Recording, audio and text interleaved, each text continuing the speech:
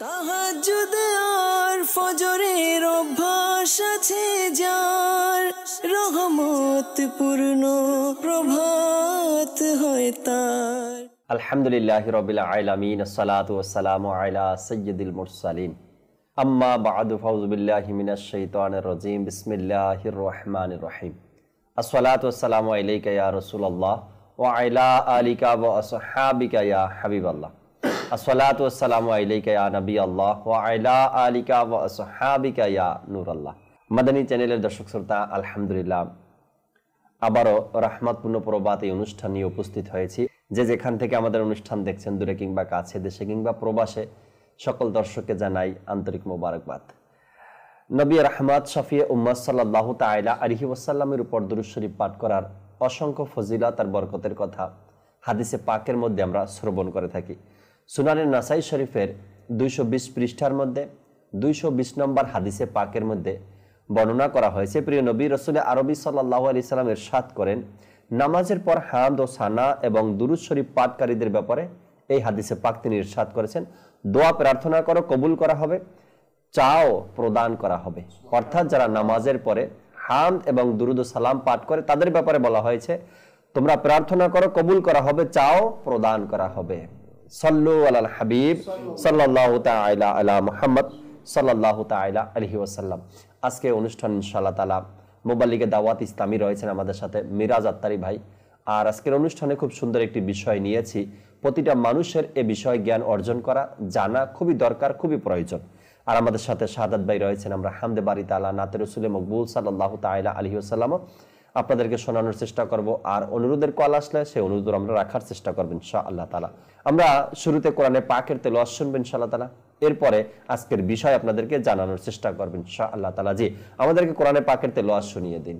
আউযু বিল্লাহি মিনাশ শাইতানির রাজীম। বিসমিল্লাহির রহমানির রহিম।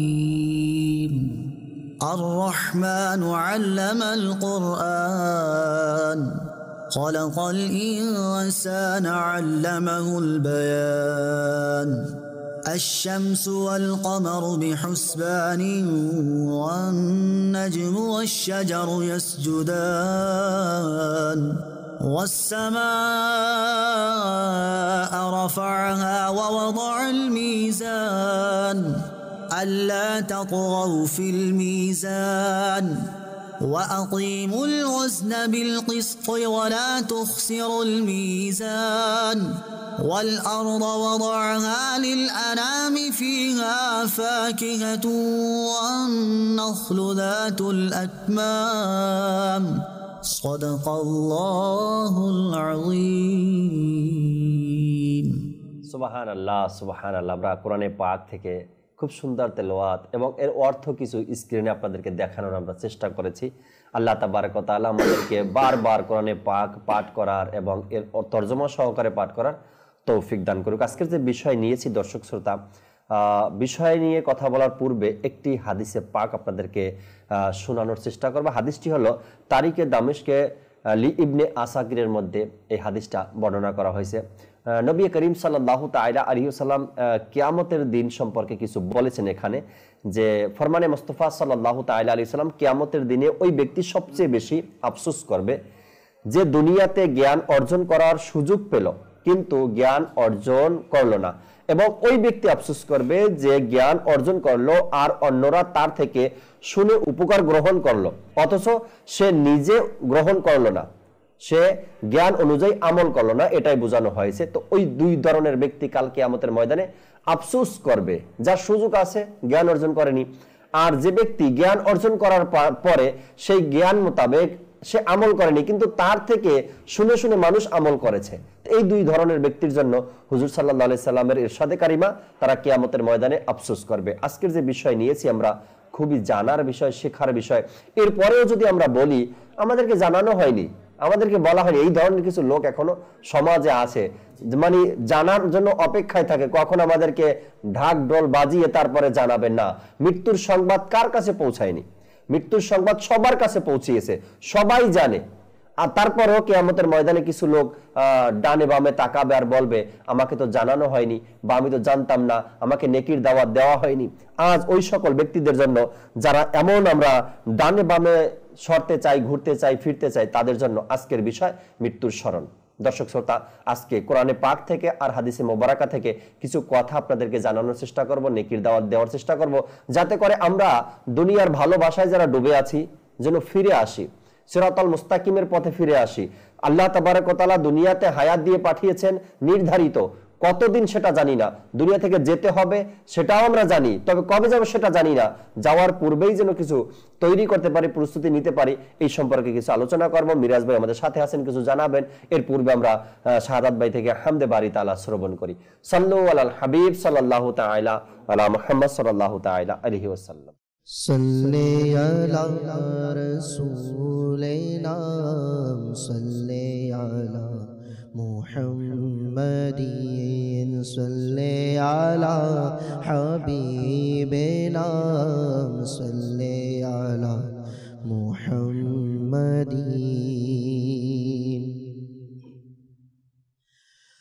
अल्लाहु अल्लाह अल्लाहु अल्लाह अल्लाहु अल्लाह अल्लाहु अल्लाहु अल्लाहु अल्लाह अल्लाहु अल्लाह।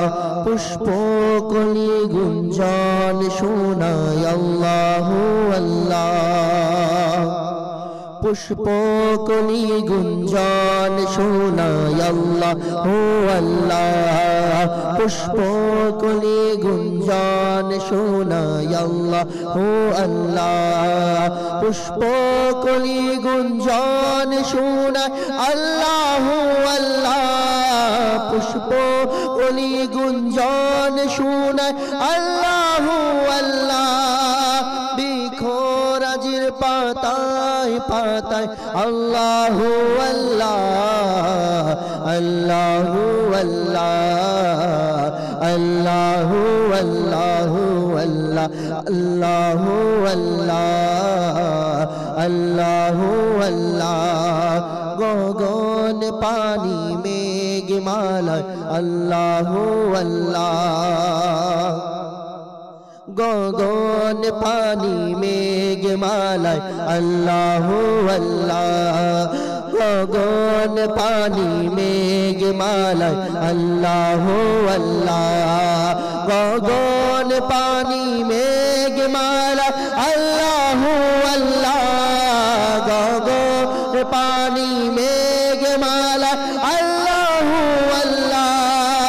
और बहुतेरो चूड़ाए चूड़ाए अल्लाहु अल्लाह अल्लाहु अल्लाह अल्लाहु अल्लाहु अल्लाहु अल्लाह अल्लाहु अल्लाह अल्लाहु अल्लाह। सूरा अर्रहमान हुक्बा और सूरा इखलास, सूरा अर्रहमान हुक्बा और सूरा इखलास, सूरा अर्रहमान हुक्बा और सूरा इखलास, सूरा अर्रहमान हुक्बा और सूरा इखलास, सूरा अर्रहमान हुक्बा और सूरा इखलास। कुरान रो पाताय पाताय अल्लाहु अल्लाह अल्लाहु अल्लाह अल्लाहु अल्लाहु अल्लाहु अल्लाह अल्लाहु अल्लाह। गुंजान शोनाय अल्लाह अल्लाह बृष्टि और झरना, गुंजान शोनाय अल्लाह अल्लाह बृष्टि और झरना, गुंजान शोनाय अल्लाह अल्लाह बृष्टि और झरना, गुंजान शोनाय अल्लाह अल्लाह बृष्टि और झरना, गुंजान शोनाय अल्लाह अल्लाह बृष्टि और झरना।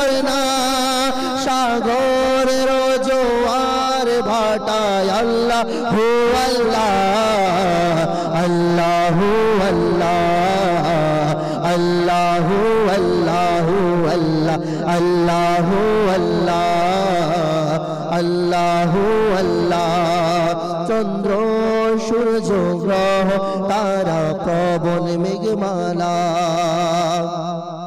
চন্দ্র সূর্য গ্রহ তারা পবন মেঘমালা চন্দ্র সূর্য গ্রহ তারা পবন মেঘমালা চন্দ্র সূর্য গ্রহ তারা পবন মেঘমালা চন্দ্র সূর্য গ্রহ তারা পবন মেঘমালা আকাশ পাতাল জিকির করে আল্লাহু আল্লাহ আল্লাহু আল্লাহ আল্লাহু আল্লাহু আল্লাহ আল্লাহু আল্লাহ আল্লাহু আল্লাহ আল্লাহু আল্লাহ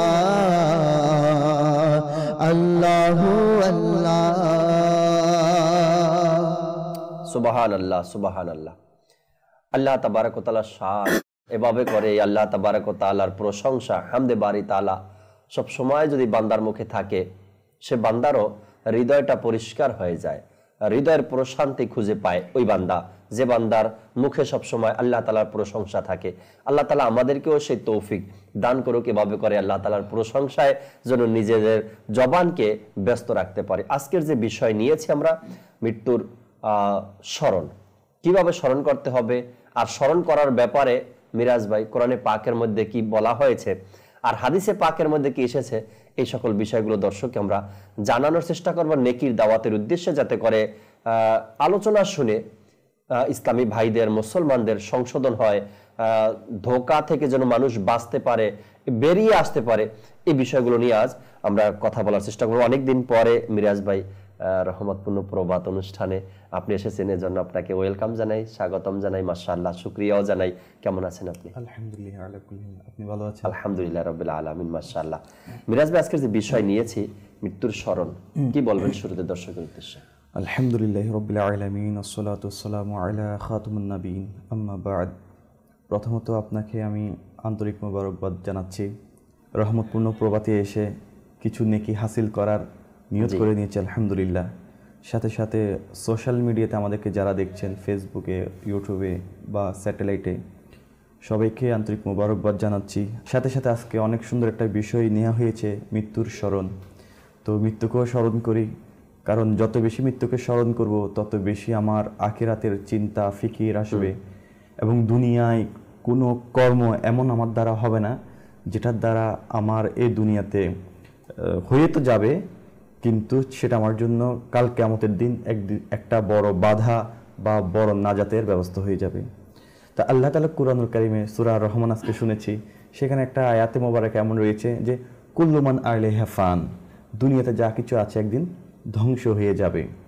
তো এই ঘটনাটা যখন আয়াতটা নাজিল হয়েছিল, উলামায়ে কিরাম বলেন ফেরেশতারা খুশি হয়ে গিয়েছে, অর্থাৎ তারা বলেছে দুনিয়াতে যা কিছু আছে তা ধ্বংস হয়ে যাবে, আমরা বেঁচে গিয়েছি। কিন্তু না, পরবর্তী এক আয়াত, সেটা হচ্ছে কুল্লু নাফসিন যায়িকাতুল মউত, সকল ব্যক্তিকে মৃত্যুর স্বাদ গ্রহণ করতে হবে। তাহলে ফেরেশতারা তখন বলল, এবার তো আমরাও বাঁচছিলাম না, আমাদেরকেও মৃত্যুর স্বাদ গ্রহণ করতে হবে। তাহলে মৃত্যুর স্বাদ সবাইকে যখন করতে হবে, মৃত্যুর স্মরণও সবাইকে করতে হবে।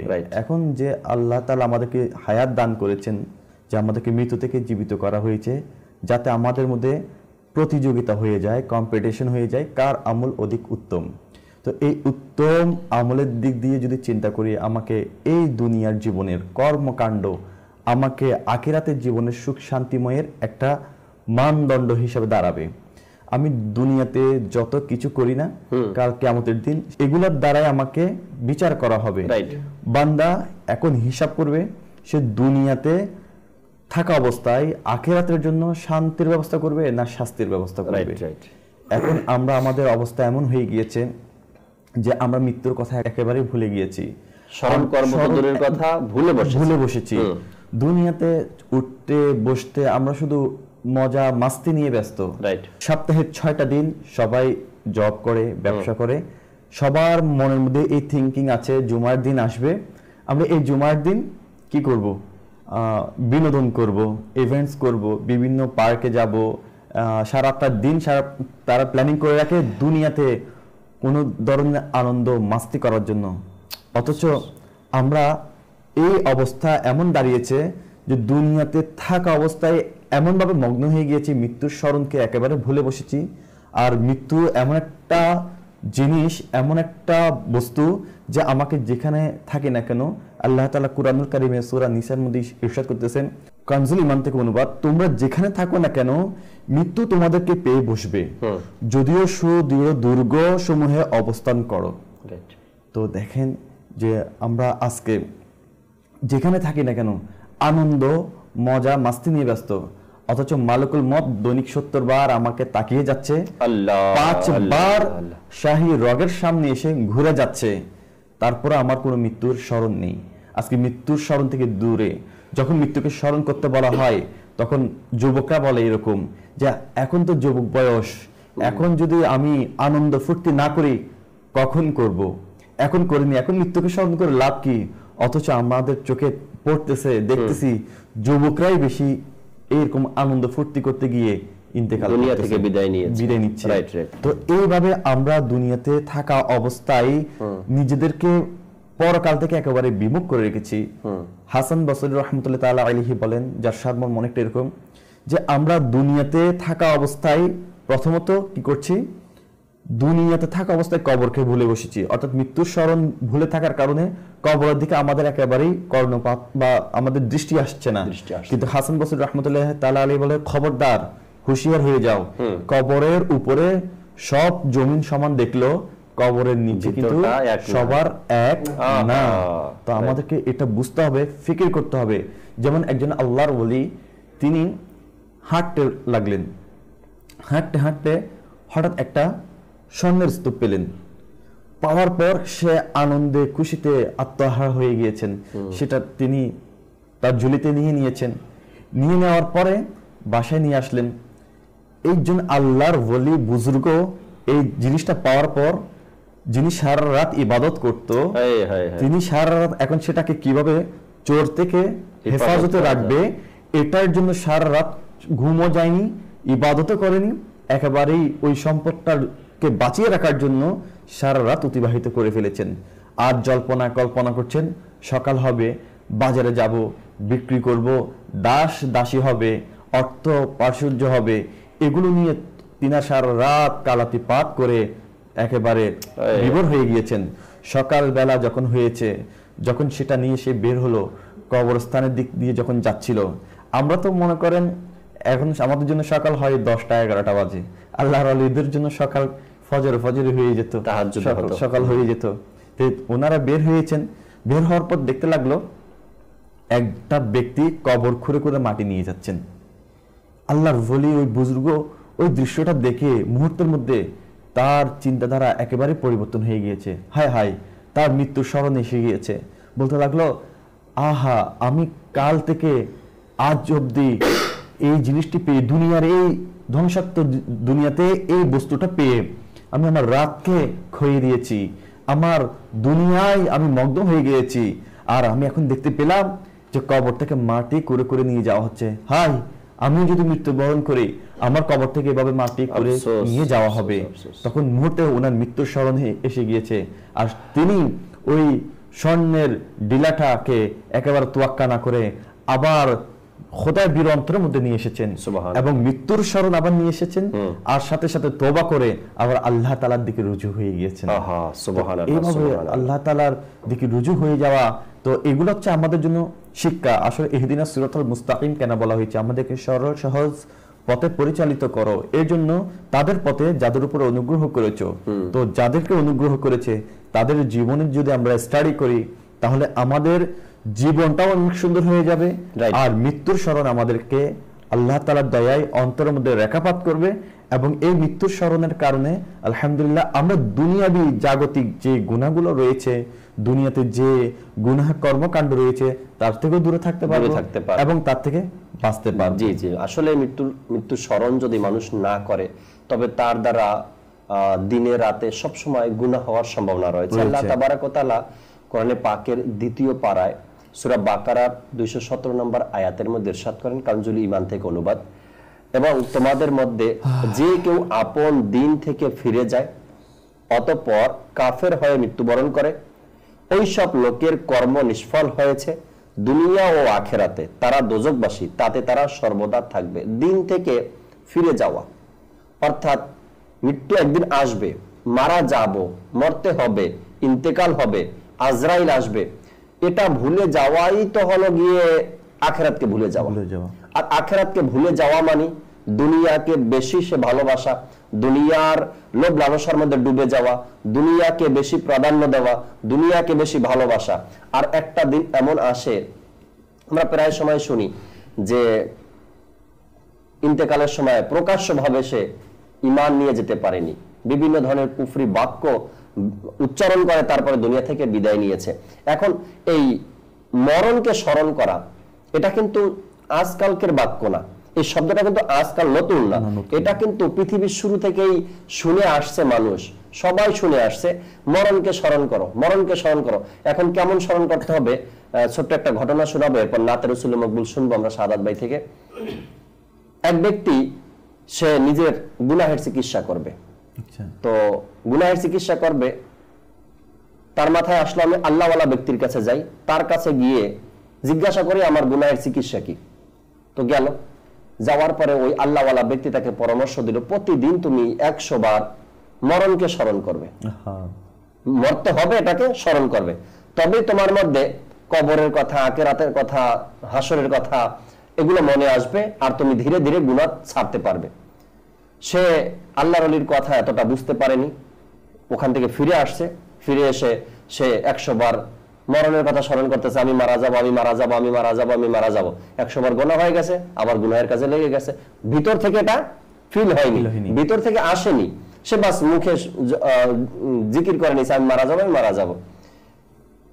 1 মাস পরে আবারও সে আল্লাহর ওলির কাছে গেলেন, গিয়ে বলেন হুজুর আপনি পরামর্শ দিয়েছিলেন আমাকে যে আমি যেন প্রতিদিন 100 বার করে নিজের মরণকে স্মরণ করি, আমি তো 1 মাস হয়ে গেছে না গুনাহ ছাড়তে পারছি, না ওই ভয়টা আমার মধ্যে আসছে। তো ওই আল্লাহর ওলি একটু হিকমত খাটালেন, তিনি বললেন এক কাম করো, তুমি বাদশার কাছে চলে যাও। বাদশার কাছে তাকে পাঠিয়ে দিলেন, আর ওই আল্লাহর ওলি বাদশাকে আগেই পয়গাম পাঠিয়ে দিলেন, একজন লোক আসবে, তাকে তুমি ফাঁসির হুকুম দিয়ে দিবে, দেখবে তার মধ্যে কেমন একটা ফিল চলে আসে। তো ওই লোকটা যখন গেল বাদশার কাছে, গিয়ে বলল আল্লাহর ওলি আপনার কাছে পাঠিয়েছেন। বলো আপনি কি তার কাছে এর আগেও আসছেন? বলে হ্যাঁ 1 মাস আগে আসছি, সে আমাকে একটা চিকিৎসা দিয়েছিলেন গুনাহের, প্রতিদিন যেন আমি 100 বার করে আমার মরণকে স্মরণ করি। তো বাদশাহ বললেন তোমার কি পরিবর্তন হয়েছে? কোনো পরিবর্তন হয়নি। বাদশাহ বলেন, বাদশাহ নেককার ছিলেন, বাদশাহ বলেন তাহলে তুমি সঠিকভাবে নিজের মরণকে স্মরণ করতে পারো নাই, এই কারণেই তুমি পরিবর্তন হওনি। এখন কি করণীয়? বলতেছে তুমি 1 মুহূর্তের জন্য আমি তোমাকে আদেশ দিলাম যে তোমার ফাঁসির হুকুম হয়ে গেছে, তুমি এখন কি করবে? যেহেতু বাদশাহ বলে দিছে যে তোমার ফাঁসি, যা বলার বলো, তুমি আর সময় পাবে না। এখন তার মধ্যে ফিল্ডে আসছে আমার ফাঁসির হুকুম হয়ে গেল, বাদশার পক্ষ থেকে ফাঁসির অর্ডার চলে আসছে, এখন আমি কতক্ষণ বেঁচে থাকবো? তখন সে কান্নাকাটি করা শুরু করে দিল, আল্লাহ তাআলা দরবারে হাত উঠিয়ে দিল, মাওলা মাত্র কয়েক সেকেন্ড আমি দুনিয়াতে বেঁচে আছি, আমাকে ক্ষমা করে দাও, মাফ করে দাও। চোখের পানি ঝরালো, সে নামাজে দাঁড়িয়ে গেল, কি করবে এখন? তাড়াহুড়া শুরু হয়ে গেছে, মাত্র কয়েক মিনিট আমার হাতে সময় আছে, বাদশার হুকুম জারি হয়ে গেছে, আমার ফাঁসি হয়ে যাবে। তো এরপরে বাদশাহ বললেন যে আল্লাহর ওলি তোমাকে যে বলেছে মরণকে স্মরণ করার জন্য, তুমি তো এটাই বুঝিয়েছেন, তুমি ভিতর থেকে ফিল করো যে আমাকে মরতে হবে, আমি মারা যাব, দুনিয়া ত্যাগ করতে হবে, অল্প দিনের এই দুনিয়াতে আমি কত দিন আর থাকবো। আর তুমি এটা না করে তুমি তসবিহ যেভাবে মানুষ জপে সেভাবে জপছো, আমি মারা যাবো, আমি মারা যাবো, এতে তো তোমার ওই ফিলটা আসবে না। তো মরণকে কিভাবে স্মরণ করতে হবে ওই আল্লাহর ওলি সাধারণ মানুষকে বুঝিয়েছিলেন। আমাদের উচিত এমনটা নয় কি আমি মারা যাবো, বাস রাতে বিছানায় শুয়ে ভাবি মারা তো একদিন যাবই, সকালে উঠে আবার গুনাহের কাজের মধ্যে, রাতে চিন্তা করি কতদিনের আর এই দুনিয়া, মারা তো যাবই, সকালে উঠে আবার হারামের কাজের মধ্যে আমরা লিপ্ত। এভাবে নয়, যেটা ভাববো তো ভাবার মতো, যেটা চিন্তা করবো তো চিন্তার মতো, যাতে করে একবার চিন্তা করলাম দ্বিতীয়বার যেন সেটার মধ্যে আমাকে লিপ্ত হতে না হয়। আল্লাহ তাআলা বোঝার তৌফিক দিন। নাতে রাসূল মকবুল আমাদেরকে শুনান, এরপরে দর্শকের কল আর মিরাজ ভাই থেকে কথা শুনবেন ইনশাআল্লাহ তাআলা।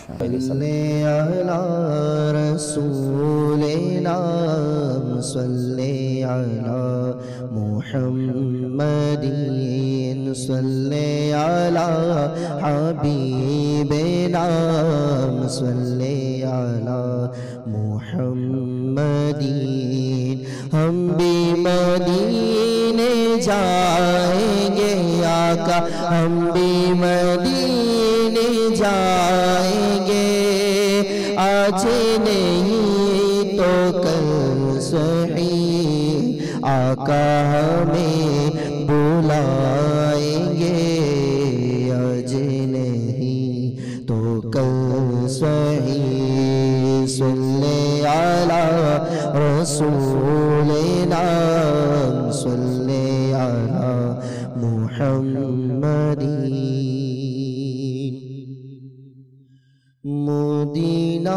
মদিনার ছবি সদা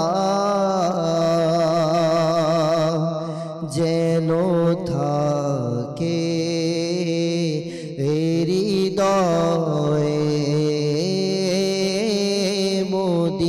মদিনার ছবি সদা থাকে যেন হৃদয়ে, শরণ প্রিয় নবীর যেন থাকে হৃদয়ে, শরণ প্রিয় নবীর যেন থাকে হৃদয়ে, মদিনার ছবি সদা থাকে যেন এ মনে, মদিনার ছবি সদা যেন থাকে এ মনে,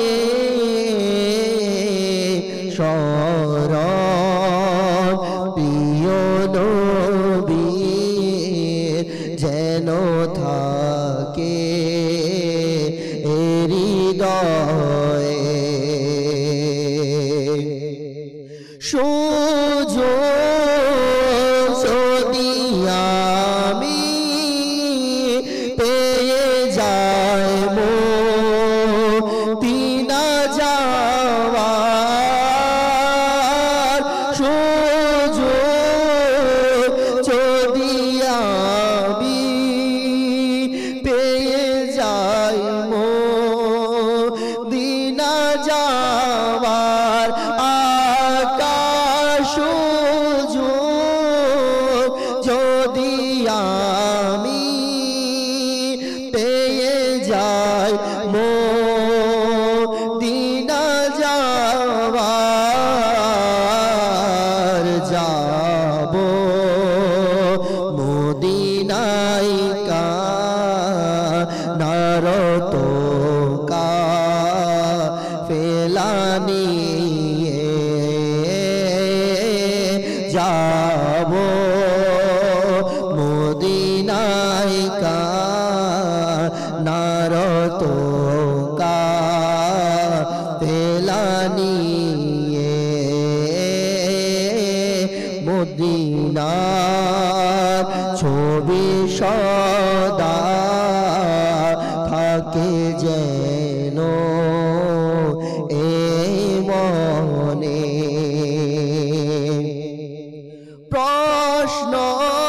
প্রশ্নকারী ফেরেশতা যখন কবরে আসবে, প্রশ্নকারী ফেরেশতা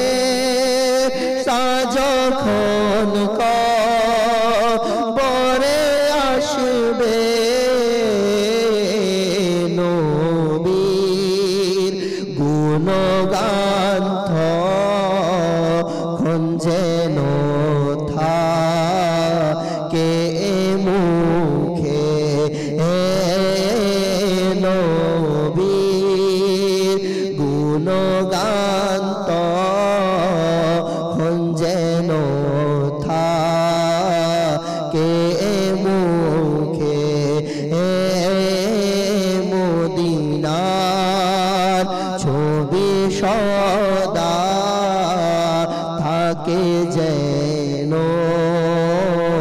এ মনে প্রিয় নবীর গোলাম আমি শোনো হে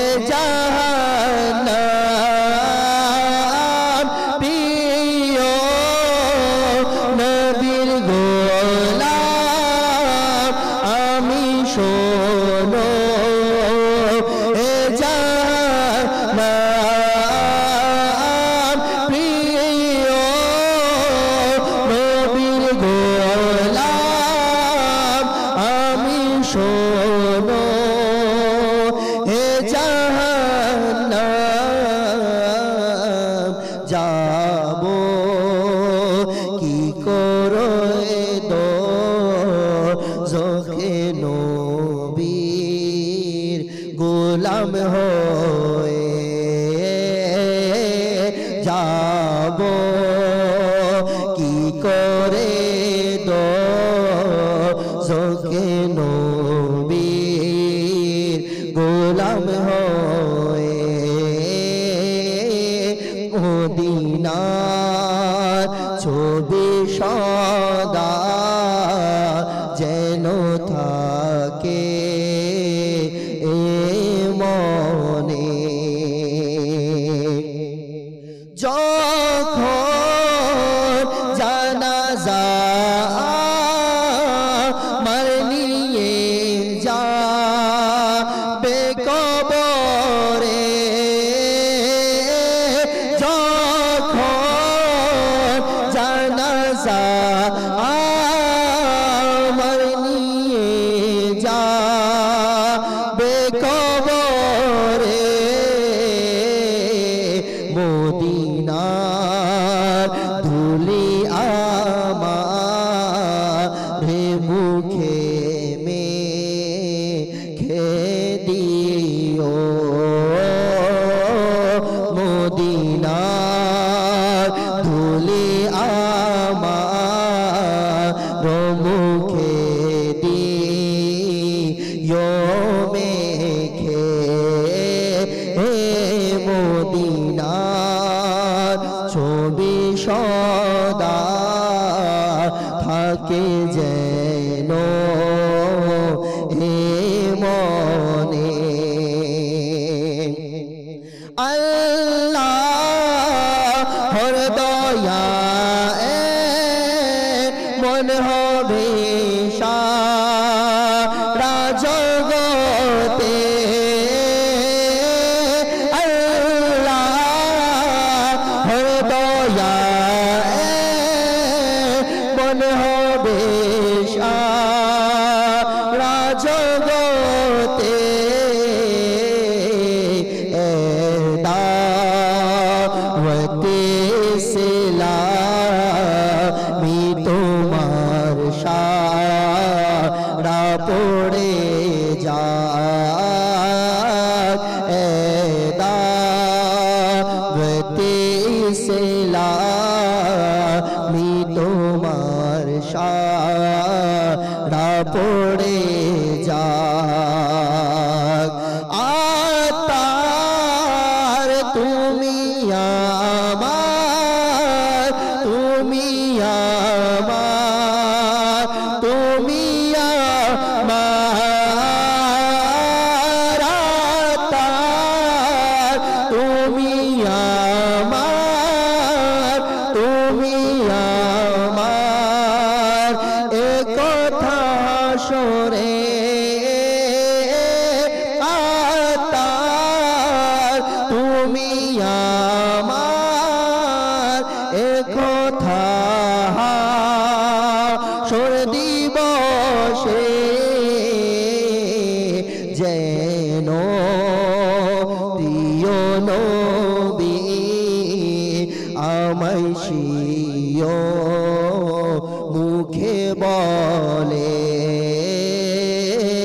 যেন প্রিয় নবী আমায় শিও মুখে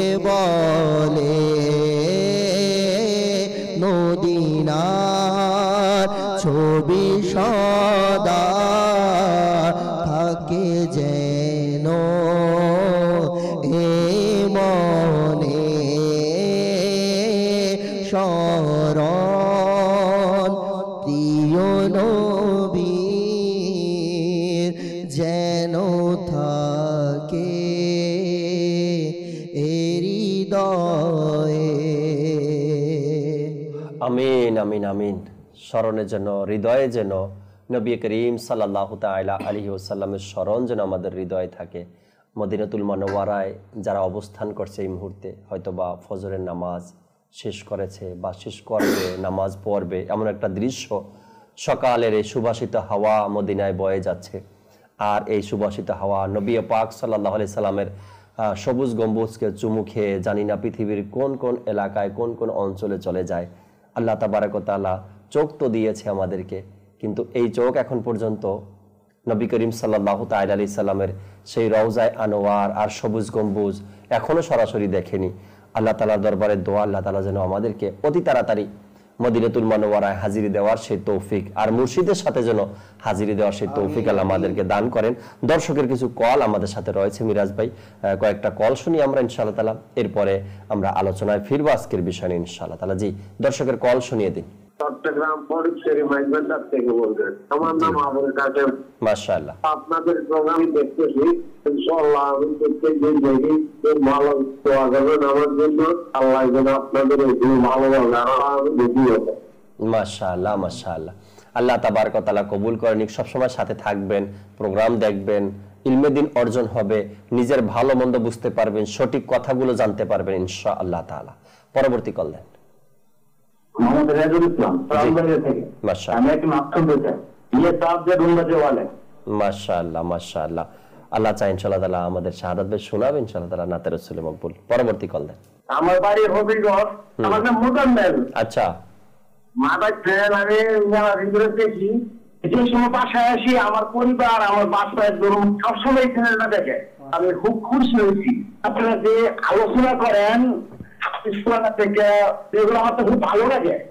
আর ইনশাআল্লাহ আমি মহাসমাজে দাওয়াত দেই আপনাদের এই মাদানী চ্যানেল দেখার জন্য। ইনশাআল্লাহ কেমন তাক পর্যন্ত যাতে এই চ্যানেলটা আল্লাহ তাতে রাখে, আমি এই দোয়া করি, আপনারা দোয়া করবেন।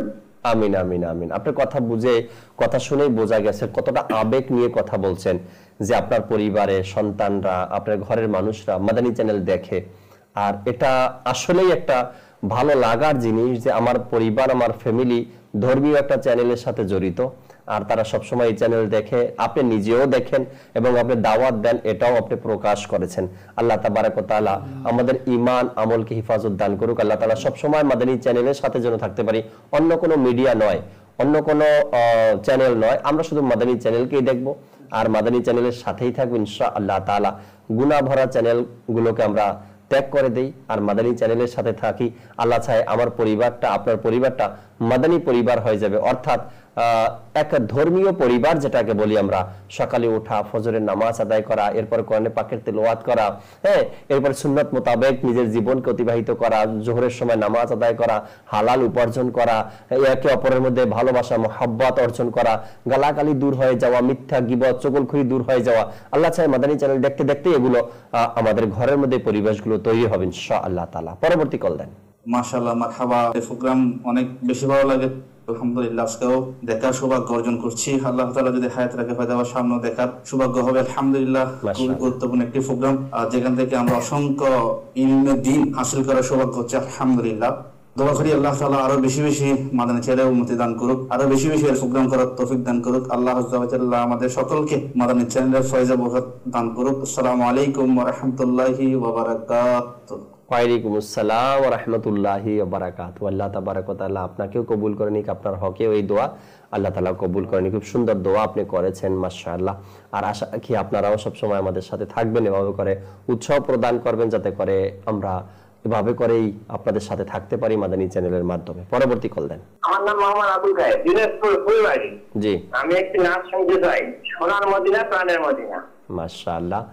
সব ভুলিব কিন্তু তোমায় ভুলতে পারি না শোনাবো। সাদাত ভাইকে আবার আমরা সময় দিব, সে আমাদেরকে কালাম নাতে রাসূল শোনাবেন। আমরা মিরাজ ভাই থেকে আরো কিছু আলোচনা শুনি আজকের যে বিষয় আমরা নিয়েছি, মৃত্যুর স্মরণ। জি মিরাজ ভাই। জি, বলছিলাম মৃত্যুর স্মরণ। আসলে খলিফাতুল মুসলিমিন ওমর ফারুক রাদিয়াল্লাহু তাআলা আনহু একটা ঐতিহাসিক বাণী আছেন যে তোমাদের হিসাব নেওয়ার পূর্বেই নিজেদের জীবনের হিসাব মিলিয়ে নাও, আখিরাতের হিসাব নেওয়ার আগেই দুনিয়ার হিসাব মিলিয়ে নিতে। দেখেন কিতাবের মধ্যে বর্ণিত আছে যার ঈমান হিফাজতের চিন্তা ভাবনা তার কাছে থাকবে না, সে মৃত্যুর সময় ঈমান হারা হয়ে মৃত্যুবরণ করার সম্ভাবনা রয়েছে।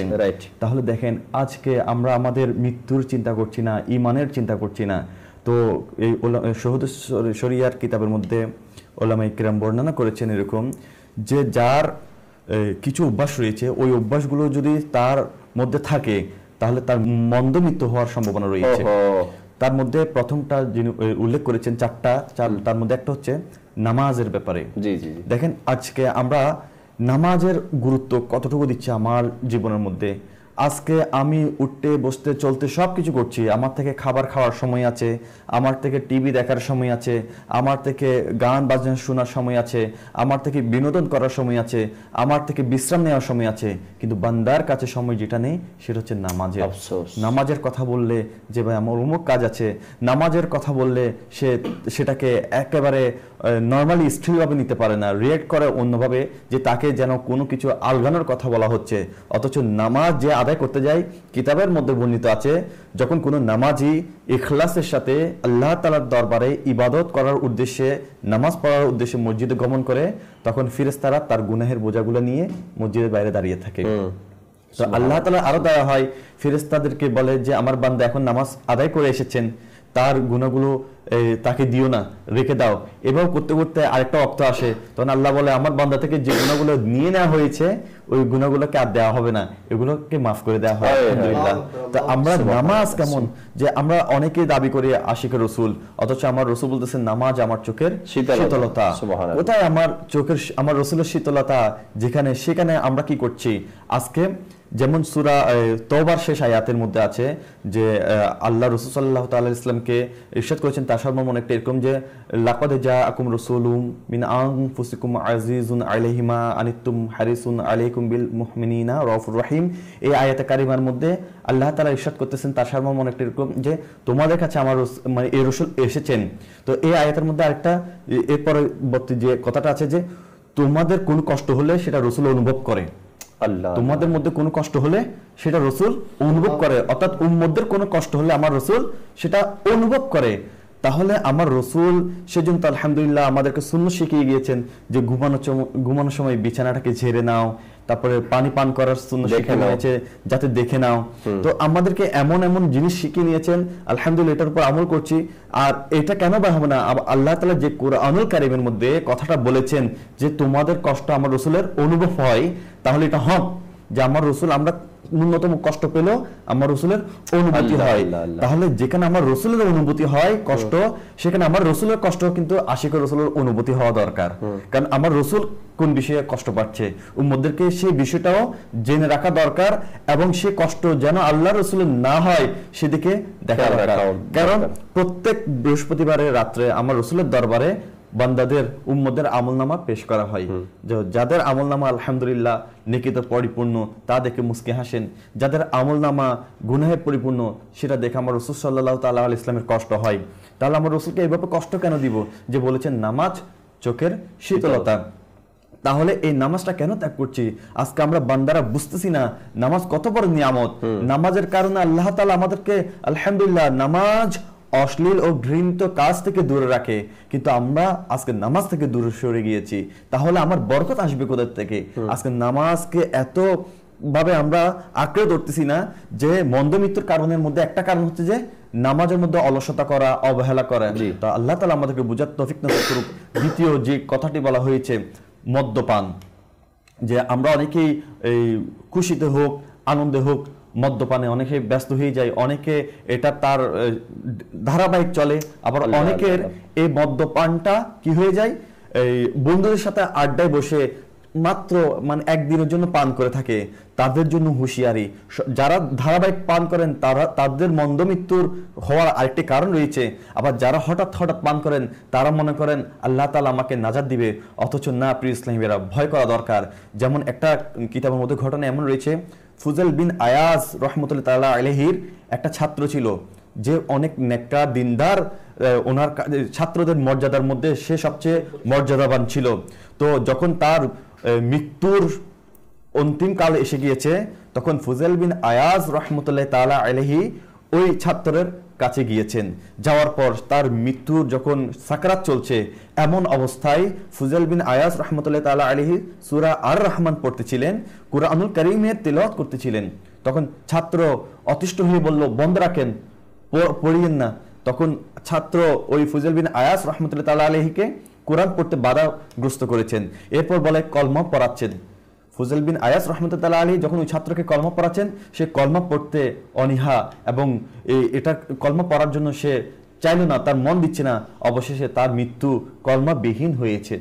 তো ফুজাইল বিন আয়াজ রহমতুল্লাহ আলাইহি এই ছাত্রের এরকম মর্মান্তিক করুণাদায়ক মৃত্যু দেখে খুব আশ্চর্য হলেন এবং 40 দিন নিজে কান্নাকাটি করতে লাগলেন। হায় আফসোস, মানে কান্না করতে করতে এই 40 দিন ঘর থেকেই বের হলেন না ফুজাইল বিন আয়াজ রহমতুল্লাহ তাআলা আলাইহি। 40 দিন পর স্বপ্নে দেখলেন তাকে জাহান্নামের ফেরেশতারা টেনে টেনে কবরে দিকে নিয়ে যাচ্ছেন। তখন ওই ফুজাইল বিন আয়াজ রহমতুল্লাহ তাআলা আলাইহি স্বপ্নে তার ছাত্রের কাছে জিজ্ঞেস করতে লাগলো, কি এমন ঘটনা ঘটেছে যে তোমার সাথে? তুমি তো আমার ছাত্রদের মধ্যে সবচেয়ে মর্যাদাবান, ইখলাসের ছাত্র ছিলে, তাহলে সবার উপরে ছিলে, তাহলে তোমার আজকে এই অবস্থা কেন? তখন বলতে লাগলো, উস্তাদ, আমি তো দুনিয়াতে ঠিক ছিলাম, ইলমের মধ্যেও ঠিক ছিলাম, সবকিছু আমার ঠিক ছিল, কিন্তু আমি আমার 3টা জিনিসের কারণে আজকে জাহান্নামের অধিবাসী হয়ে গিয়েছি। তার মধ্যে কি একটা হচ্ছে, আমি অহংকার করতাম, যার কারণে আমার এই অবস্থা হয়েছে। আর আমি প্রথম কথা হচ্ছে যে আমি চুগলখড়ি করতাম। প্রথম যেটা সেটা হচ্ছে আমি চুগলখড়ি করতাম, একজনের কথা অন্যজনকে বলে দিতাম, লাগাতাম। তো এই চুগলখড়ি করার কারণে দ্বিতীয়ত আমি হিংসা করতাম অন্যান্য ছাত্রদের সাথে, যে আমার আগে কি সে উঠে যাচ্ছে কিনা বা আমার থেকে সে এগিয়ে যাচ্ছে কিনা, এই হিংসার কারণে। এবং দ্বিতীয়ত আমি প্রতি বছর একবার মদ পান করতাম। একটা কবিরাজের কথা শুনে একটা রোগের কারণে আমি মদ্যপান করতাম। ওই প্রতি বছর একবার মদ্যপান করার কারণে এই 3টা জিনিস আমাকে জাহান্নামের দিকে নিয়ে গিয়েছে।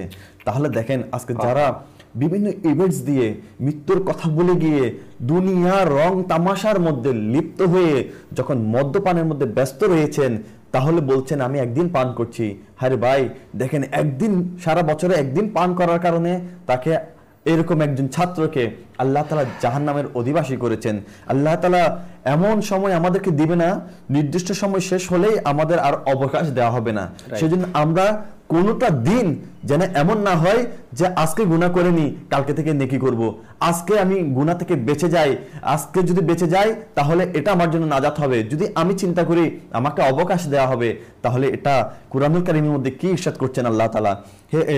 সূরা মুনাফিকুনের আয়াত 10 এবং 11 নং আয়াতের মধ্যে আল্লাহ তাআলা ইরশাদ করছেন, তার সারমর্ম অনেকটা এরকম, হে আমার প্রতিপালক, যদি আপনি আমাকে আরো কিছু দিনের জন্য সময় দিতেন তাহলে আমি সদকা করে আসতাম ও সৎকর্মশীলদের অন্তর্ভুক্ত হতাম। অথচ নির্ধারিত সময়কাল যখন এসে যাবে তখন আল্লাহ কাউকে আর অবকাশ দেবেন না। তাহলে প্রিয় ইসলামী ভাইরা, দেখেন, মৃত্যুর পর আমরা যদি এই চিন্তা করি, এই যখন মালিকুল মউত আসবে, আমরা যদি সময় চাই আর সময় দেওয়া হবে না। আমাদেরকে মৃত্যুর আগে যদি আমি যে আল্লাহকে বলতাম যে আমি যদি একটু সময় পাই, সদকা করতাম, সৎকর্ম যারা করছে তাদের সাথে অংশগ্রহণ করতাম, তাহলে প্রিয় ইসলামী ভাইরা দেখুন, আল্লাহ তাআলা বলছে নির্দিষ্ট সময় যখন এসে যাবে তখন তাকে আর অবকাশ কাউকেই দেওয়া হবে না। তাহলে প্রিয় ইসলামী ভাইরা দেখুন, আজকে আল্লাহ তাআলা আমাদেরকে সময় দিয়েছে, আজকের দিনটাকে আমরা গনিমত মনে করি, আজকের দিনটাকে মৃত্যুর স্মরণে আমরা লিপ্ত করে দিই, যাতে করে গুনাহ থেকে বাঁচতে পারি। যেমন মৃত্যুর স্মরণ আপনাকে গুনাহ থেকে বাঁচাবে, কিন্তু আপনি যদি মৃত্যুর স্মরণ থেকেই ভুলে যান তাহলে আপনার দুনিয়া আপনাকে একেবারে কুৎসিত, এই দুনিয়া কালকে আমাদের দিন যে দুনিয়াটা কুৎসিত একটা বড়ির আকার ধারণ করে উঠবে, সে দুনিয়া আজকে আমাকে মগ্ন করে রেখেছে।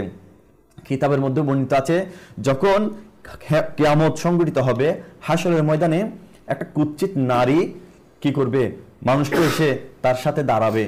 এমন অবস্থা দেখে, ওই কুৎসিত নারীর চেহারা দেখে বান্দা ভয় পেয়ে যাবে। এমন ভাবে ভয় পেয়ে যাবে যে তার থেকে পালানোর চেষ্টা করবে।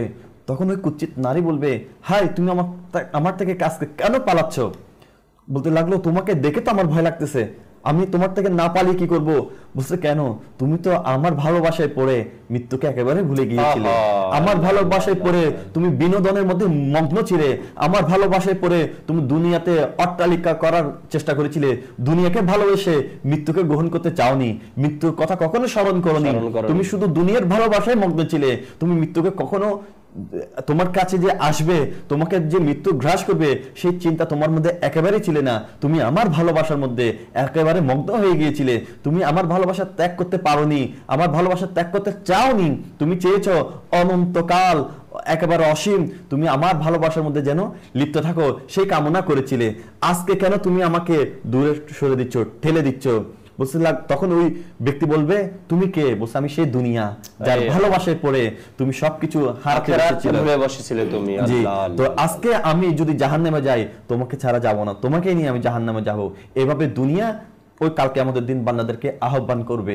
সেজন্য আমাদেরকে উচিত দুনিয়া আমাদেরকে আহ্বান করার আগে দুনিয়া থেকে আমরা সরে যাই, যেন আমরা ওই মাছের মতো হয়ে যায়। একটা মাছ এমন আছে, দুনিয়াতে বসবাস করে ঠিক, কাদার মধ্যে থাকে ঠিক, কিন্তু কাদা তার মধ্যে লাগে না। আমাদের জাতীয় ভাষায় আমরা এটাকে চিড়িং মাছ বলি আর কি। হ্যাঁ, ওই মাছটার একটা বৈশিষ্ট্য হচ্ছে চিড়িং মাছ বলা হয়। সেটা কাদার মধ্যে থাকে, কাদার মধ্যে থাকে ঠিক, কিন্তু কাদা তার গায়ে লাগে না। তা আমাদের এমন হওয়া উচিত, আমরা দুনিয়াতে থাকবো কিন্তু দুনিয়ার কোনো ভালোবাসা অট্টালিকা যেন আমার গায়ের মধ্যে না লাগে, সেদিকে আমি চেষ্টা করবো। এটা যদি আমরা দেখি মিরাজ ভাই, তবে পৃথিবীতে হাজারো নয় লক্ষ লক্ষ মানুষ আসছে আবার চলে গেছে, জি, যাদের নাম অনেকেই শুনি আমরা, আবার অনেকেই জানি না। আদম আলাইহিসসালাতু ওয়াসসালাম থেকে নিয়ে শুরু করে আজ পর্যন্ত পৃথিবীতে কত মানুষ আসলো আর কত মানুষ চলে গেল, চলে যাবে। কার কোনো ঠিকানা নেই, জানাই নেই কার কবর কোথায় আছে, কবরেরও নাম ঠিকানা নেই, কবরেরও নাম। আমি দেশের বাহিরে একটা কবরস্থানে গেলাম, ওই কবরস্থানটা আমি শুনছি এশিয়ার মধ্যে সবচাইতে বড় কবরস্থান। আর ওই কবরস্থানের বয়স হাজার হাজার বছর হয়ে গেছে, হাজার হাজার বছর হয়ে গেছে। আচ্ছা, কবরস্থান, এমন কবরস্থান ওটা, যেহেতু হাজার হাজার বছর পার হয়ে গেছে, আর এশিয়ার মধ্যে সবচাইতে বড় কবরস্থান এটা, তো এই কবরস্থানের মাঝখান দিয়ে ঠিকঠাক বড় রাস্তাও করে দেওয়া আছে, যাতে করে, কেননা অনেক বড়, অনেক বড়, এক মাথা দাঁড়ালে অপর সাইড দেখা যায় না কবরস্থানের, এত বড়। আমরাও যখন গেলাম ওখানে তো গাড়ি নিয়ে গেছি, তো গাড়ি দিয়ে আপনার 7-8 মিনিট ভিতরে যাওয়ার পরে, গাড়ি চালিয়ে 7-8 মিনিট ভিতরে যাওয়ার পরে একটা মাজার শরীফ সেখানে আছে, ওই মাজার জিয়ারতে গেলাম। তো রাস্তা থাকা খুবই দরকার, কেননা কবরেরও কিছু আদব রয়েছে। রাস্তা না থাকলে মানুষ হয়তো কবরের উপর দিয়ে হেঁটে যাবে, রাস্তা তৈরি করে দিয়েছে, এটাও ভালো একটা কাজ। আমার বলার উদ্দেশ্য, হাজার হাজার বছর ধরে এই কবরস্থানে মানুষকে দাফন করা হচ্ছে, কিন্তু কে জানে কোথায় কার দাদার কবর, কোথায় কার আত্মীয় কবর, কেউ জানে না। কবর হচ্ছে, কবর দিতেছে, মানুষ মারা যাইতেছে। আমার বলার উদ্দেশ্য, যারা দুনিয়াকে ভালোবাসছে তাদের নাম নিশানা কিছুই নেই। হ্যাঁ, কিছু লোকের নাম আছে, বাদশা আকবরের নাম শুনবেন, বা আরো অনেকের নাম এরকম শুনবেন, সাদ্দাদের নাম শুনবেন, অনেকের নাম শুনবেন, ফেরাউনের নাম শুনবেন। কেন বলে? এরা খারাপ কাজে জড়িত ছিল, ভালো কোনো বিষয় নিয়ে তাদেরকে স্মরণ করে না মানুষ, স্মরণ করে তাদেরকে খারাপ উদাহরণ দেওয়ার জন্য মানুষ স্মরণ করে, তাই না? আমার একজন উস্তাদ ছিল, তো উনি একটা কথা বলতো সবসময়, হুজুর বলতো, মানুষকে দুইভাবে চেনা যায়, একটি হচ্ছে ভালোভাবে, একটি হচ্ছে খারাপভাবে। রাইট, অবশ্যই। দেখুন, ভালোভাবে যারা করেছে, যেমন আমার গৌসে পাক, আলা হযরত, আর যারা খারাপভাবে করেছে, ফেরাউন, কানুন, হামান। জি জি জি, এদের কথাই বলছিলাম। তো এদের নাম মানুষ কিন্তু নেয়, কিন্তু ভালোভাবে নেয় না, খারাপের উদাহরণ দিয়ে নেয়। দেখবেন মানুষ যদি কোনো ভুল করে, একটা উদাহরণ দেই, যদি ছোট বাচ্চা থাকে ঘরের মধ্যে, 3-4 বছরের বাচ্চা থাকে, আর বাবা যদি ওই সন্তানের গালে চড় মারে, 4 বছরের সন্তান কিচ্ছু বুঝে না, তারপরও কিছু বাবা আছে এমন এত জেদি, কোনো বাচ্চা ভুল করলো তো জোরে চড় মারে, এই 4-5 বছরের বাচ্চার গালে চড় মারে। তখন দাদা দাদি যদি কাছে থাকে, তারা কি বলে, হয়তো আপনারাও শুনছেন, তুই কাজটা তো করলি ফেরাউনের মতো, এরকম একটা উদাহরণ দেয় না, এরকম দেয়, তুই কাজটা তো করলি ফেরাউনের মতো। অর্থাৎ সে বুঝাতে চায়, এত ছোট বাচ্চার গায়ে চড় মারা তো বুদ্ধিমানের কাজ না, ভালো মানুষের কাজ না, ছোটরা তো ভুল করবেই, কিন্তু তুই কাজটা কি করলি। অর্থাৎ ফেরাউন ভালো কাজ করে নাই বিদায় তার সাথে একটা উদাহরণ দিয়েছে, মানুষের একটা তুলনা দিয়েছে। তাদের নাম মানুষ ভালোভাবে নেয় না, ঘৃণার দৃষ্টিতে নেয়। আর যারা এই মৃত্যুকে স্মরণ করে, দুনিয়া থেকে বিদায় নিয়েছে, আল্লাহওয়ালা হয়ে গেছে, ইমানদার হয়ে গেছে, মুমিন হয়ে গিয়েছে। একটা হাদিসে পাক অনেক বড়, আমি সারাংশ বলছি। আল্লাহ নবী সাল্লাল্লাহু আলাইহি সাল্লাম ইরশাদ করেন, পৃথিবীতে যারা আসে, অনেক মানুষ অর্থাৎ পৃথিবীতে মুসলমান হিসাবে বসবাস করে, আর পৃথিবী থেকে যখন বিদায় নেয় তখন কাফের হয় বিদায় নেয়। আবার পৃথিবীতে কিছু মানুষ বসবাস করে, যারা বসবাস করে পৃথিবীতে কাফের হয়, কিন্তু বিদায় যখন নেয় তখন ইমানদার হয়ে বিদায় নেয়। আবার পৃথিবীতে কিছু মানুষ আছে মুমিন হয়ে বসবাস করে, পৃথিবী থেকে যাওয়ার সময় মুনাফিক হয়ে যায়।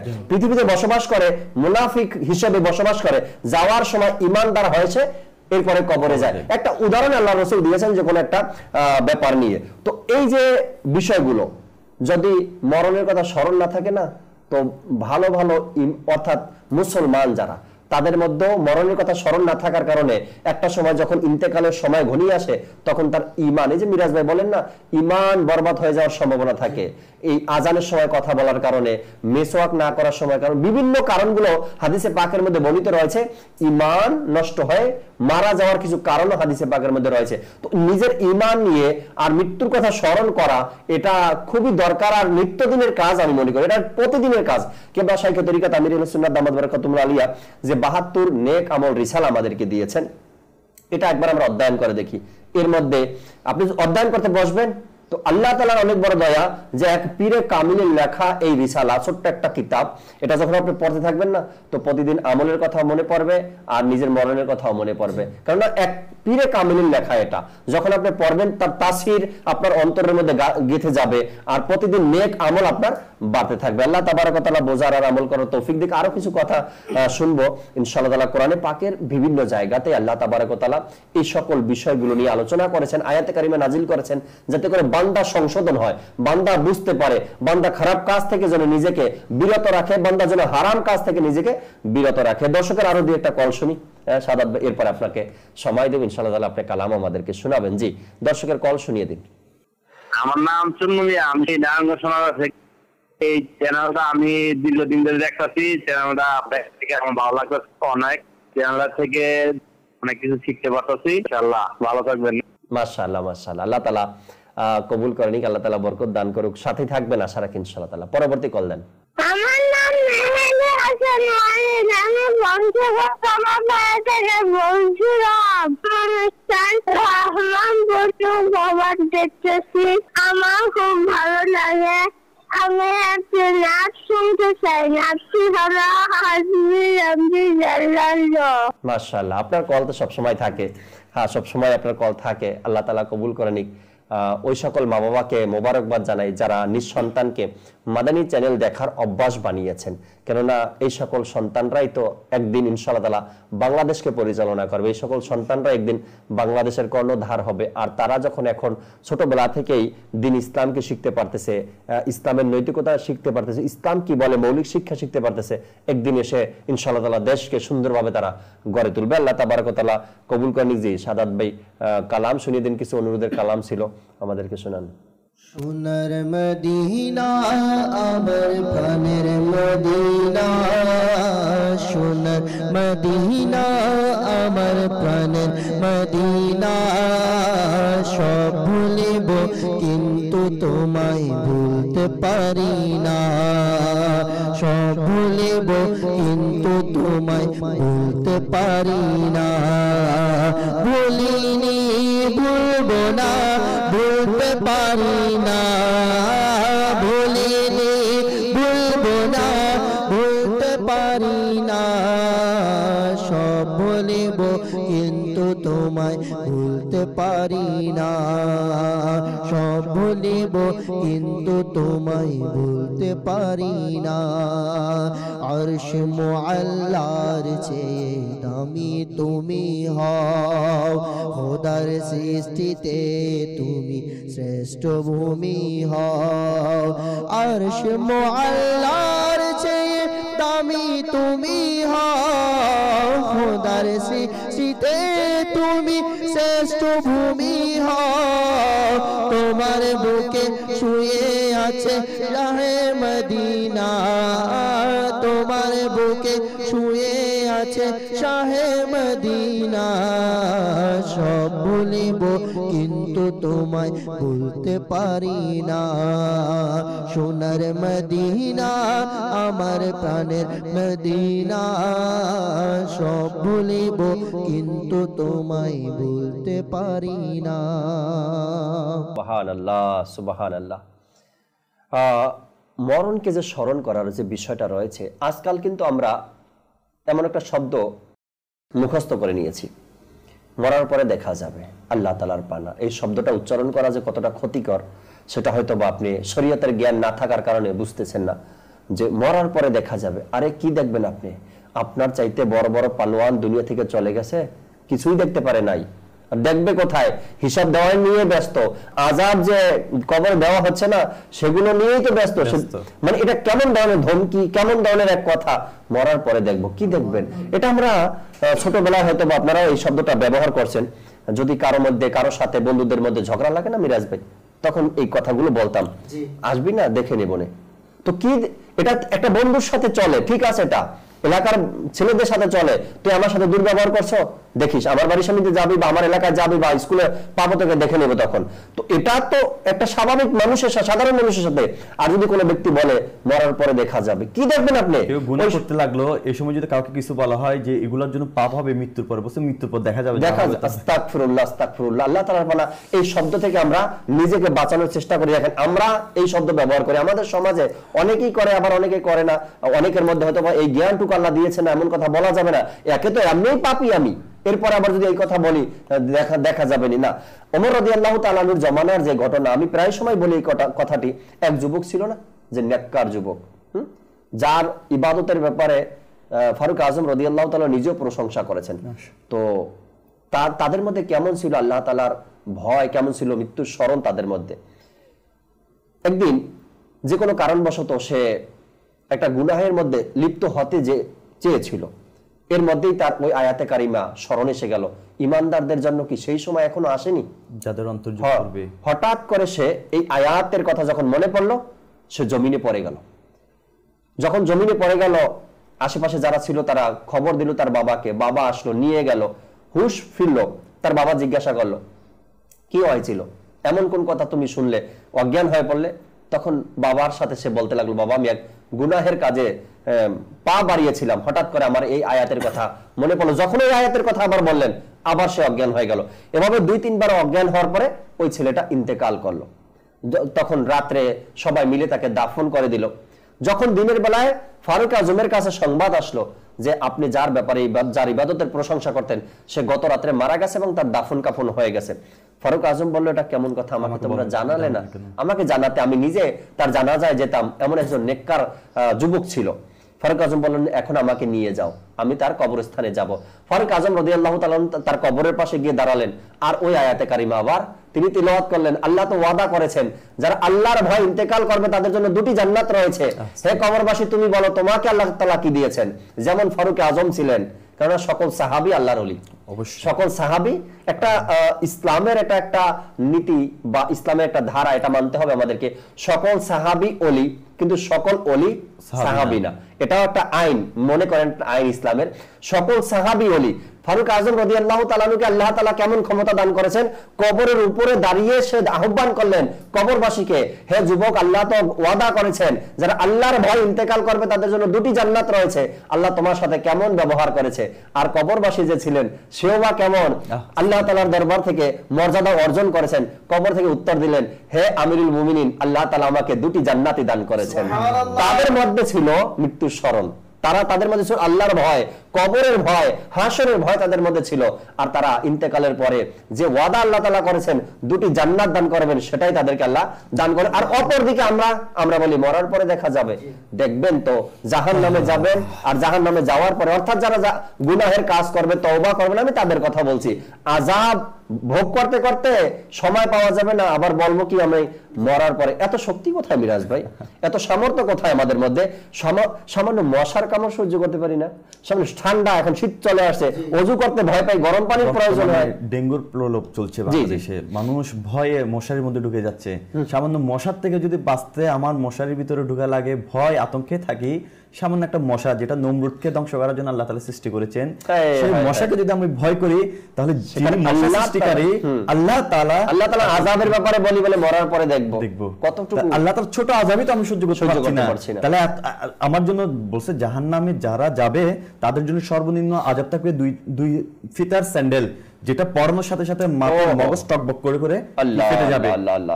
আল্লাহ তাআলা আসলে আমাদেরকে আমরা আসলে মৃত্যুকে কেন স্মরণ করতেছি না, এটা আল্লাহ তাআলা কোরআনের মধ্যে আমাদেরকে জানিয়ে দিয়েছেন। আসলে আমরা কি জন্য আসলে মৃত্যুকে স্মরণ করছি না, যে আল্লাহ তাআলা বলতেছেন কানজুল ঈমান থেকে অনুবাদ, তোমাদেরকে উদাসীন করে রেখেছে সম্পদের অধিক কামনা যতক্ষণ পর্যন্ত তোমরা কবর সমূহের মুখ দেখছো।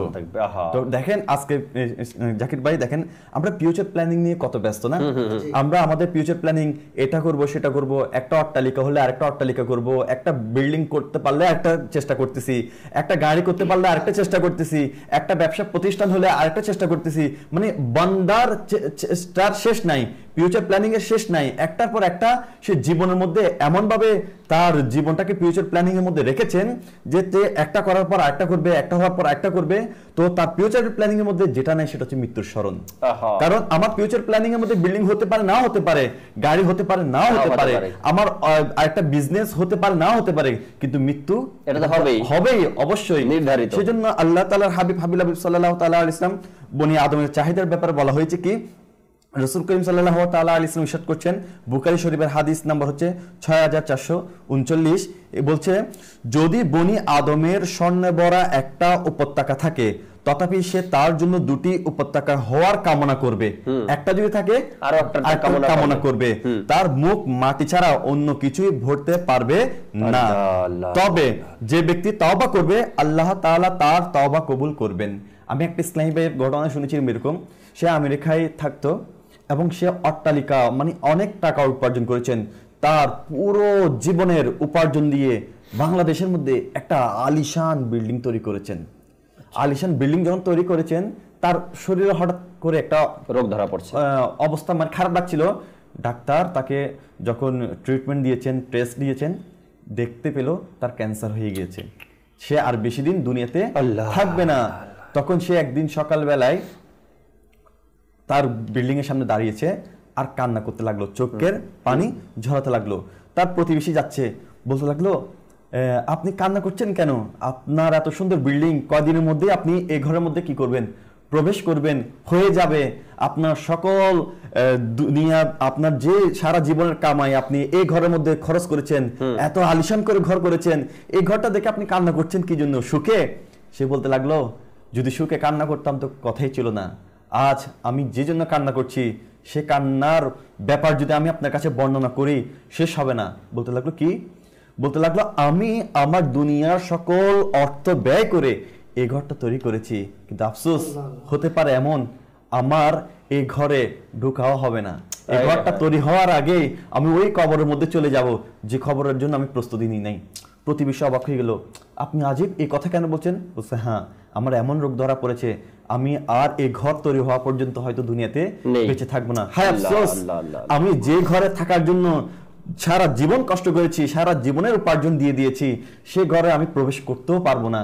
আর যে কবরের জন্য আমি কিছুই সঞ্চয় তৈরি করি নাই, সে মৃত্যুর নিকটবর্তী আমি এখন হতে চলেছি, আর মৃত্যুর স্মরণ আমার মধ্যে একেবারেই ছিল না। সেটা বলে বলে সেই ওই বিল্ডিং এর সামনে দাঁড়িয়ে দাঁড়িয়ে কান্না করতে। মিরাজ ভাই, এই যারা হয়তো আমরা অ্যাভেলেবল নিউজ দেখি, আপনাদের হয়তো অনেকেরই জানা আছে একটা বিষয়, কিছুদিন পূর্বে আমাদের বাংলাদেশের অন্য একটা মিডিয়াতে এই নিউজটা সম্প্রচার করছে, লোকটা মারা গেছে, সারা রাত মানে বাড়ির সামনে রাখা আছে, নিচ ফ্লোরে লাশ রাখা আছে, উপরে সেকেন্ড ফ্লোরে ছেলে মেয়েরা বসে জায়গা সম্পত্তি ভাগাভাগি করছে। অর্থাৎ লাশকে দাফন করার আগেই সম্পত্তি ভাগ করা নিয়ে সবাই ব্যস্ত। জানি না কেন, কোন উদ্দেশ্য নিয়ে এই নিউজটা প্রচার হয়েছে জানি না, কিন্তু আমার বলার উদ্দেশ্য এটা যে আমি যাদের জন্য যে জন্য করতেছি সেই উদ্দেশ্যটা পূরণ তো নাও হতে পারে। মন্দ মৃত্যুর কারণের মধ্যে দুটি ঘটনা বলেছিলাম, আর তৃতীয়টা হচ্ছে মাতা পিতাকে কষ্ট দেওয়ার কারণে। যিনি বলতেছে না যে আজকে আপনি বললেন যে সম্পত্তি বাবাকে রেখে, তাহলে দেখেন আপনার একটু আগে একটা কল আসলো, তখনও বললেন যে সন্তানকে সেভাবে লালন পালন করা দরকার যেভাবে আসলে একটা সন্তান কি হয়ে যায় যাতে আখিরাতের ফিকির করতে পারে। মা বাবাকে আমরা কষ্ট দিয়ে থাকি, মা বাবারও এখানে অবদান থাকা দরকার যে আমরা ছেলেকে এস্টাবলিশ করার জন্য দুনিয়াতে শিক্ষিত করে থাকি, কিন্তু পরকালীন শিক্ষায় মৃত্যুর স্মরণে তাকে আমি একেবারে নিমগ্ন রাখি নাই। আজকে মা বাবার কিছু ট্রেন্ড না থাকার কারণে সন্তানের এই অধঃপতন, এরপর সন্তান মা বাবাকে কষ্ট দেয়। আর যারা সন্তানদেরকে আমি বলবো আজকে যারা মা বাবাকে কষ্ট দেন তারা একটু সতর্ক হয়ে যান, কারণ মন্দ মৃত্যুর একটা কারণ হচ্ছে মা বাবাকে কষ্ট দেওয়া, জান্নাত থেকে বিচ্যুত হওয়া এবং জাহান্নামে পতিত হওয়া। আল্লাহ তাআলা আমাদেরকে বোঝার তৌফিক দিয়ে। সাদাত ভাইয়ের কাছে একটা এসএমএস আসছে, যেহেতু আলোচনা চলছে মৃত্যুকে স্মরণ করুন, মাটির বাড়ি মাটির ঘরে কালামটা দর্শক শুনতে চেয়েছেন, আমরা কালামটা শুনি, এরপরে শেষ কিছু কথা বলে অনুষ্ঠান থেকে আমরা বিদায় নেব ইনশাআল্লাহ তাআলা। মাটির ঘর মাটির বাড়ি,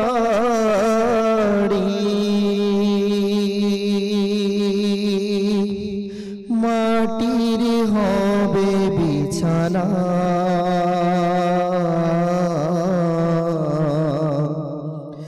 আসছো একা যাইবা একা, সঙ্গে কেহ যাবে না। মাটির ঘর মাটির বাড়ি, মাটির হবে বিছানা, আসছো একা যাইবা একা, সঙ্গে কেহ যাবে না। ডানে মাটি বামে মাটি,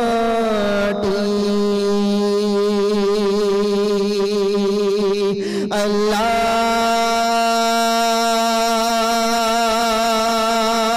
মওলা মওলা মওলা, বাবা গেছে মাও গেছে,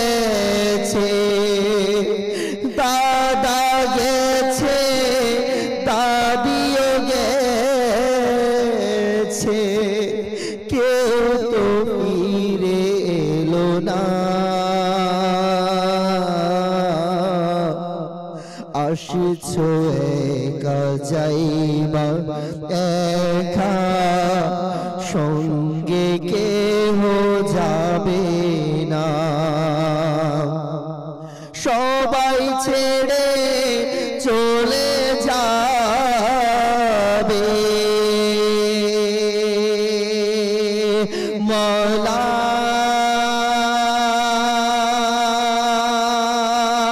মওলা, আল্লাহ আল্লাহ, সবাই ছেড়ে চলে যাবে, কেউ তো পাশে রইবে না। আসছো একা যাইবা একা, সঙ্গে কেহ যাবে না। ভুলে যাবে সবাই আমার, আল্লাহ মওলা মওলা মওলা, ভুলে যাবে সবাই আমায়, ভুলে যাবে সবাই আমায়, কেউ তো মনে রাখবে না। আসছো একা যাইবা একা, সঙ্গে কেহ যাবে না, কিন্তু একদিন ডাকে পড়িবে। মাটির নিচে শুইতে হবে, জোগাড় কিছু করছো বন্ধু, তারি মাঝে বিছানা। আসছো একা যাইবা একা, সঙ্গে কেহ যাবে না। মাটির ঘর মাটির বাড়ি, মাটির হবে বিছানা। আসছো একা যাইবা একা, সঙ্গে কেহ যাবে না। আল্লাহ আল্লাহ আল্লাহ, আসলে সত্য কথা এটা। যেভাবে আসছি সেভাবে আমাকে যেতে হবে। অনেকেই কথাগুলো বলি যে যেভাবে আসছি সেভাবে যেতে হবে, বলি কিন্তু আমলে নেই না আমরা। এরপরে বলি আসার সিরিয়াল আছে, যাওয়ার সিরিয়াল নেই। আসলে বাস্তব, দাদা আসছে, এরপরে বাবা আসছে, এরপরে আমি আসছি, কিন্তু যাওয়ার কোনো তো সিরিয়াল নেই। দাদা জীবিত, নাতি চলে গেছে পৃথিবী ছেড়ে, এমন। তো মৃত্যু এমন একটা বিষয়, কাউকে ছাড়েনি, আজ পর্যন্ত কাউকে ছাড়েনি। আর কোরআনে পাকের আয়াত আমরা মিরাজ ভাই থেকে শুনলাম, আল্লাহ তাবারক ওয়া তাআলা কোরআনে ইরশাদ করে দিয়েছে, যার একবার আসা হয়েছে তাকে যেতে হবে। হ্যাঁ, যত কিছু আছে যেতেই হবে। তো যেহেতু যেতেই হবে, ওটাই তো আসল ঠিকানা, ওটাই তো স্থায়ী ঠিকানা। আর ওটা যদি আমার সুন্দর না হয়, সেখানে কর্ম যদি ভালো না থাকে, পৃথিবীতে একটু শান্তির জন্য হারাম, মিথ্যা, গীবত, চগলখুরি, ধোঁকাবাজি, অন্যের হক নষ্ট, এগুলো কেন করে মানুষ? পৃথিবীতে একটু আরামের জন্য। শেষ পর্যন্ত সেই আরামটুকু কিন্তু পৃথিবীতে পায় না, তার আগেই দুনিয়া থেকে চলে যেতে হয়। যারাই বা অর্জন করে নিয়েছে, ধোঁকা দিয়ে, মিথ্যা, হারাম ভাবে অর্জন করেছে, কিন্তু একটু জিজ্ঞাসা করেন তো তারা কি আরাম পায় কিনা? এটাও আপনারা শুনেছেন, হারামের কখনোই আরাম নাই, হারামের কোনোদিন আরাম নাই। ওই হারাম তাকে যন্ত্রণায় দিয়ে রাখে সব সময়। যাই হোক, সে পৃথিবীতে একটু আরাম আয়েশের জন্য যাই কিছু করছে, সেই আরামটুকু পৃথিবীতেও করতে পারে নাই। আর ওই হারাম উপার্জনের জন্য, হারামের জন্য দুনিয়া দুনিয়া করতে করতে তার জীবনটা যে শেষ করে দিয়েছে, যখন তাকে কবরে রাখা হয়, পৃথিবীতে আরাম করতে পারলো না, আর কবরেও পারলো না। কেননা কবরে তো আযাব তার জন্য অপেক্ষায় আছে। এই জন্য এই দুনিয়ার ক্ষণস্থায়ী কষ্টকে যদি আমরা একটু গ্রহণ করে নিই, সবাই বলে এটা মুসাফিরখানা, টাকাওয়ালারাও বলে এটা মুসাফিরখানা। তো মুসাফিরখানার মতো কয়েক বছর আমরা অতিবাহিত করি, যখন কবরে যাব আল্লাহ চায় সেখানে শান্তি, আরাম, কত সেখানে আরামদায়ক বিছানা থাকবে, জান্নাত থাকবে আমাদের জন্য। আল্লাহ তাআলা আমাদেরকে বোঝার তৌফিক দিক, সব সময় মরণের কথা স্মরণ করতে পারি, আল্লাহ তাআলা সেই তৌফিক আমাদেরকে দিক। এর জন্য আমাদের উচিত, কিংবা শাইখে তরিকাত আমিরুল সুন্নাত খুব সুন্দর কিছু পরামর্শ কিন্তু এ ব্যাপারে আমাদেরকে দিয়ে থাকেন। কিতাব যখন লেখেন আমিরুল সুন্নাত, কিতাবের লেখার চতুর্দিক থেকে একটা যে বাউন্ডারি আসে, ওটার মধ্যে আল মাউত লিখে দেন। আচ্ছা, মোবাইলের প্রোফাইল, হোয়াটসঅ্যাপের প্রোফাইলের মধ্যে আল মাউত লিখে দেয়, এরপরে ডিসপ্লের উপরে আল মাউত লিখে দেয়, দরজার মধ্যে লিখে দেন আল মাউত। আপনার যদি স্মরণ না আসে, লেখা রাখেন। আল্লাহ চায় একদিন, দুদিন, 3 দিন দেখতে দেখতে দেখতে দেখতে স্মরণে চলে আসবে, হ্যাঁ, তাসির হয়ে যাবে। আপনি যে কম্পিউটারে বসেন, কম্পিউটারের সামনে আল মাউত লিখে রাখেন বা মৃত্যু লিখে রাখেন। এরপরে কম্পিউটার যে ডেস্কটপ আছে, ডিসপ্লে আছে, সেখানে আপনি মৃত্যু লিখে রাখেন। জাকির ভাই, লেখার হচ্ছে আবু দারদা রাদিয়াল্লাহু তাআলা কি করতেন? কবরের পাশে গিয়ে বসে থাকতেন। তো জিজ্ঞেস করতে হবে, আপনি কবর পাশে কেন বসে থাকেন? বলছে, কবরবাসীরা আমাকে মৃত্যু স্মরণ এনে দেয়, কবর আখিরাতে স্মরণ এনে দেয়, আর আমি চলে যাওয়ার পর তারা আমার গীবত করে না। আল্লাহ আল্লাহ, তারা করেন, দুনিয়াবাসী করে, কিন্তু কবরবাসীরা করে না। এই জন্য এই পরামর্শগুলো দিলাম যাতে করে আমাদের কাজে আসে। আল্লাহ তাআলা আমাদেরকে বোঝার আর আমল করার তৌফিক দিন ইনশাআল্লাহ তাআলা। দর্শক শ্রোতা, আবার রহমতপূর্ণ প্রবাদ অনুষ্ঠানে উপস্থিত হব, নতুন একটি বিষয় নিয়ে আলোচনা করব। আশা রাখি ততক্ষণ মাদানী চ্যানেলের সাথেই থাকবেন। আল্লাহ তাবারাক ওয়া তাআলা আমাদের সবাইকে কবুল করেন। সাল্লু আলাল হাবিব সাল্লাল্লাহু তাআলা আলা মুহাম্মদ সাল্লাল্লাহু তাআলা আলাইহি ওয়াসাল্লাম। তাহাজ্জুদ আর ফজরের অভ্যাস আছে যার, রহমত পূর্ণ প্রভাত হয় তার।